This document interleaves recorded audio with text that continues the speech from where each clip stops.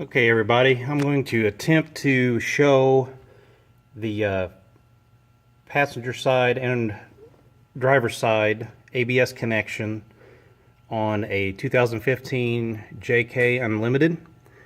The fact that it's a JK Unlimited or a two-door, I don't believe matters based on research I've seen on the internet.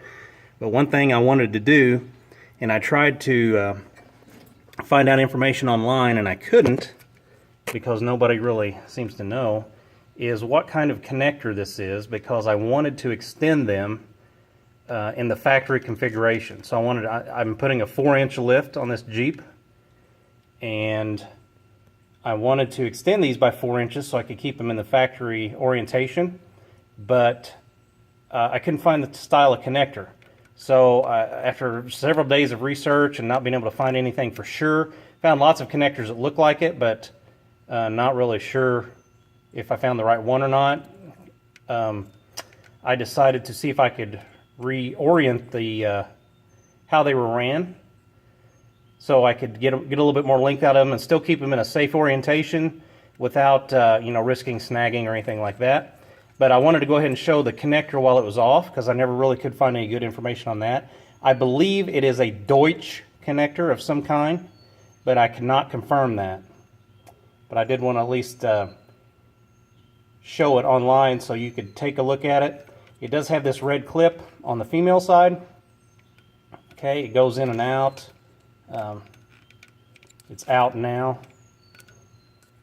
And I don't know why I can't click it back in. It worked easily up till this point for the video, of course. But that's the female side, and the male side's dangling down here.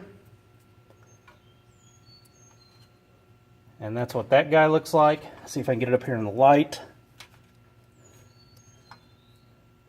I did find several good pictures of what this guy looks like, because you can buy this wire harness that's on the wheel side. This is the male. This goes all the way down to the sensor. It has a sensor wired directly into the other side of it. It has these two little Christmas tree mounting posts right here.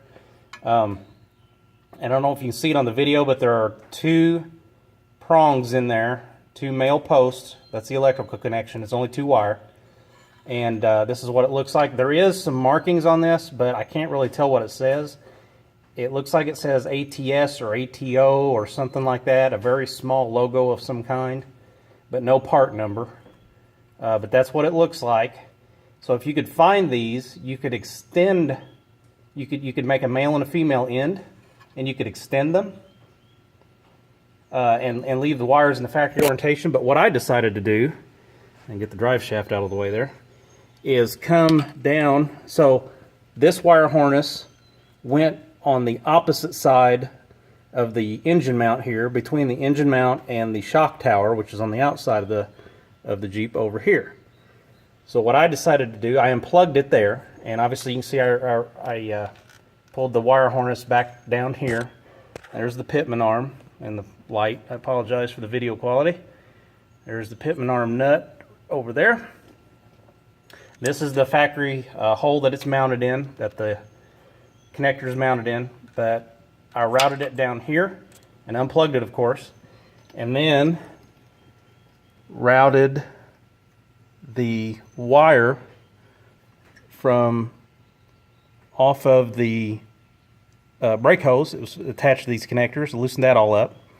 And what I intend to do is route it up through here, as you can see, and then secure it with some good wire ties here, just to keep it kind of supported a little bit. It's going to be supported pretty well anyway. And then I'm going to try to reuse the connectors or some other connection type device for my new brake lines, which are not installed yet. These are the factory brake lines. I did buy the extended brake lines, extended brake line kit from Crown Performance, and you can find those online, and it looks like a good quality kit. Comes with the factory style brake hose bracket that mounts right into the bottom of the shock tower. So, that was kind of nice. It was about the only one of those that I found online. And a word of advice, regardless of who your lift kit is, and this one's actually a Rough Country, but if you buy a lift kit, which I did, and I talked to them before I bought it, and I talked to a tech person, and they said that I did not need to buy the extended brake lines, well, you're freaking crazy. Because buying the extended brake lines, if you're going to spend the money on the kit to begin with, if you buy the extended brake lines, it's only a few $100 more, and you don't have to bend any factory brake hoses. Everything just bolts right on. You bleed your brakes, which is simple, and you're off and running. And everything's nice and secure and safe and ran in a orientation that makes sense, as opposed to trying to bend those steel brake lines, which is a pain in the rear end. So buy your extended brake hoses, front and rear. Don't mess with bending your factory brake lines. It's not worth it. I wish I hadn't done it. So at least I did it on the front, and I'm still going to use the kit, and I'm going to try to get them back halfway close to the factory orientation. So I hope this helps somebody. There's the passenger side. You can see I've already got it loose, and I've reconnected it already. I'm going to secure it up here and route it down with the brake hoses.